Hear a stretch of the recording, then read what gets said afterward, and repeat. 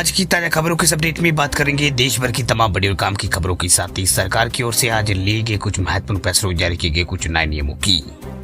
इसके अलावा बैंक खाता धारकों के लिए एक जरूरी और महत्वपूर्ण खबर निकल के सामने बताएंगे आपको आगे इस अपडेट में। इसके अलावा मोबाइल कनेक्शन खरीदना होगा आसान, टेलीकॉम मिनिस्ट्री ने बदल दिया है पेपर केवाईसी से जुड़ा नियम। क्या है ये पूरी बड़ी खबर बताएंगे आपको आगे इस अपडेट में। इसके अलावा नया वाहन खरीदने वाले लोगों के लिए खुशखबरी, देखिए सरकार का बड़ा फैसला, वाहन टैक्स पर 75% तक की मिलेगी छूट। क्या है ये पूरी बड़ी खबर बताएंगे आपको आगे इस अपडेट में। इसके अलावा अनलिमिटेड 5G यूज करने वाले लोगों के लिए भी बड़ी खबर, देखिए वोडाफोन आइडिया की शिकायत पर सरकार ने जियो और एयरटेल को लगाई है फटकार। इस खबर को भी जानेंगे पूरे विस्तार से। इसके अलावा कुछ एजुकेशनल और जॉब रिलेटेड कुछ महत्वपूर्ण और बड़ी खबरें बताएंगे आपको एक एक करके इस अपडेट में। साथ ही आज की तमाम बड़ी और काम की पूरी 20 खबरों की बात करेंगे आगे इस अपडेट में। तो बात करते हैं आज की पहली बड़ी खबर की। तो 1 जनवरी से मोबाइल कनेक्शन खरीदना होगा आसान, टेलीकॉम मिनिस्ट्री ने बदल दिया है पेपर केवाईसी से जुड़ा नियम।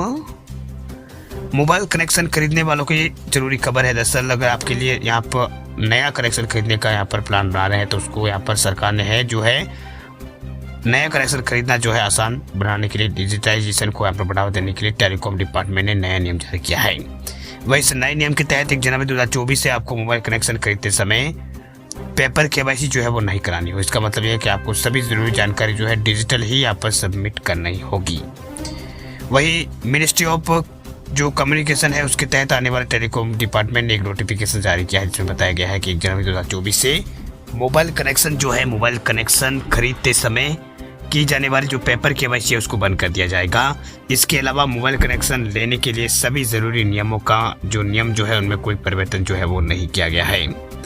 वही 1 दिसंबर 2023 से देश में सिम कार्ड खरीदने और बेचने के नियम भी यहाँ पर लागू हुए हैं। पहले होता था कि लोग एक आईडी पर कई सिम खरीद लेते थे, लेकिन अब 1 दिसंबर से एक आईडी पर लिमिटेड संख्या में ही सिम खरीदने की अनुमति होगी। साथ ही सिम कार्ड बेचने वालों को रजिस्ट्रेशन कराने और सिस्टम में शामिल होने से पहले जो केवाईसी का प्रोसेस जो है उसे पूरा करना होगा।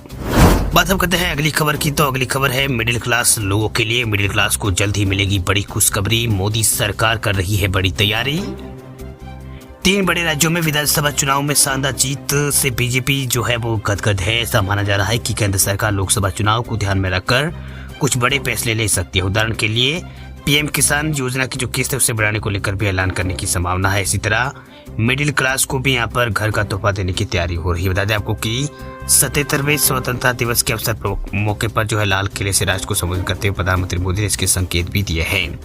दरअसल सरकार हाउसिंग स्कीम के तहत लोन ब्याज पर सब्सिडी देने की योजना जो है बना रही है। बता दें आपको कि बीते दिनों न्यूज एजेंसी रिटायर्स ने एक रिपोर्ट में आपको बताया था कि 5 वर्षों में करीब जो है 700 अरब यानी 7.2 अरब खर्च जो है इसके ऊपर होंगे। योजना के तहत 9 लाख रुपए तक के लोन पर जो है 3 से यहाँ पर 5% के बीच जो है वार्षिक ब्याज सब्सिडी की पेशकश करने की यहाँ पर योजना है।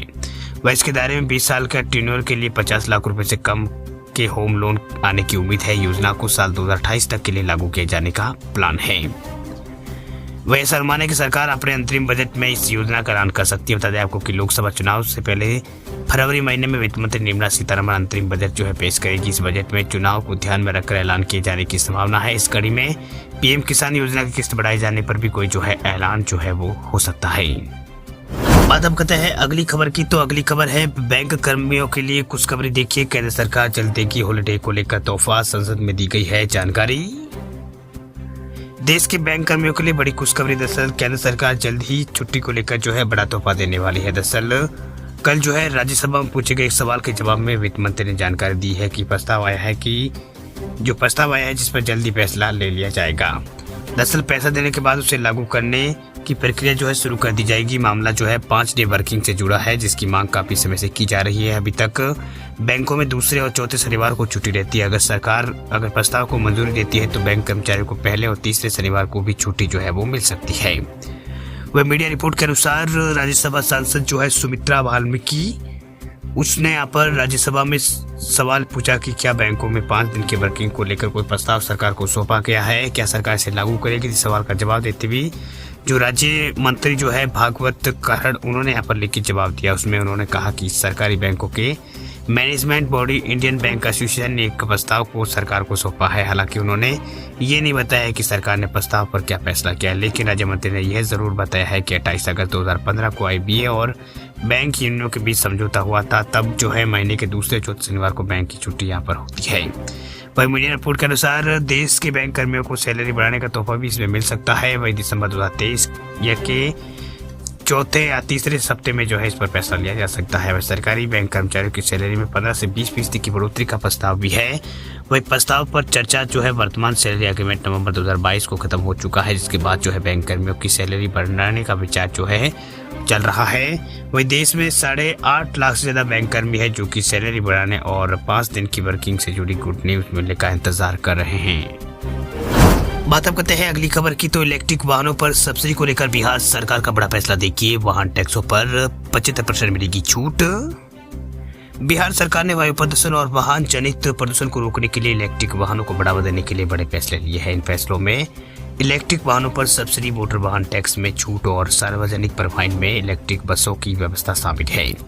वही बिहार सरकार ने दोपहिया इलेक्ट्रिक वाहनों पर सब्सिडी देने का फैसला किया है। सामान्य वर्ग के लोगों को 5,000 रुपये और अनुसूचित जाति और अनुसूचित जनजाति के लोगों को 7,500 रुपये की सब्सिडी दी जाएगी। वही ये सब्सिडी पहले जो है यहाँ पर पहले वाहन पर 10,000 वाहनों पर ही यहाँ पर दी जाएगी। वही बिहार सरकार ने सभी प्रकार के इलेक्ट्रिक वाहनों पर मोटर वाहन टैक्स में छूट देने का ऐलान किया है। 2 पहिया वाहन पर 75%, 3 पहिया वाहनों पर 50% और 4 पहिया वाहनों पर 75% की छूट जो है वो दी जाएगी। वही बिहार सरकार ने प्रधानमंत्री गति शक्ति योजना के तहत बिहार में 6 प्रमुख शहरों में 400 इलेक्ट्रिक बसों की व्यवस्था करने का फैसला किया है। इन बसों में 60% राशि केंद्र सरकार और 40% बिहार सरकार देगी। वही इस फैसले से यहाँ पर बिहार में इलेक्ट्रिक वाहन की खरीद और बिक्री को बढ़ावा मिलने की उम्मीद है। बिहार सरकार का मानना है कि ये फैसला जो है राज्य में प्रदूषण को कम करने के लिए मदद जो है वो करेगा। बात अब करते हैं अगली खबर की। तो अगली खबर है जियो 5G और एयरटेल 5G के अनलिमिटेड डेटा को लेकर बड़ी खबर। देखिए, अनलिमिटेड डेटा का खेल, वोडाफोन की शिकायत पर सरकार ने जियो और एयरटेल को लगाई है फटकार। वोडाफोन आइडिया ने जियो और एयरटेल के खिलाफ अनलिमिटेड 5G डेटा ऑफरिंग के खिलाफ शिकायत की थी, जिसे लेकर telecom regulatory authority of India जो है ट्राई, उसने यहाँ पर जियो और एयरटेल को जोरदार फटकार लगाई है। दरअसल वोडाफोन आइडिया की शिकायत पर अनलिमिटेड 5G डेटा देने के नाम पर एयरटेल और जियो ग्राहकों से झूठ बोल रही है। ट्राई ने दोनों टेलीकॉम कंपनियों को निर्देश देते हुए कहा है कि उनकी तरफ से अनलिमिटेड 5G को लेकर साफ और सूत्रे शब्दों में टर्म्स एंड कंडीशन जो है उसके अंदर जानकारी उन्हें देनी होगी।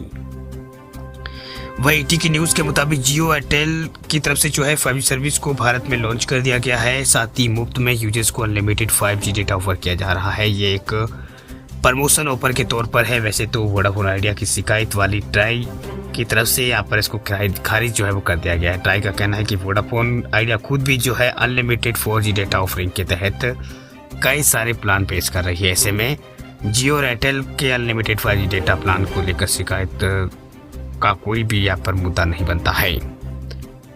हालांकि ट्राई की तरफ से जियो और एयरटेल को यहाँ पर अनलिमिटेड 5G डेटा ऑफरिंग के मामले में टर्म्स और कंडीशंस के बारे में यूजर्स के यहाँ पर जानकारी देने पर जोर दिया है। बता दें आपको कि एयरटेल ने साफ कर दिया है कि उसके अनलिमिटेड 5G डेटा का मतलब है 30 दिनों में अधिकतम 300 GB डेटा का इस्तेमाल किया जा सकता है। वही जियो ने साफ यहाँ पर नहीं किया है, यानी जियो ने यहाँ पर साफ किया है कि अनलिमिटेड डेटा का मतलब जो है अनलिमिटेड जो है वो नहीं है।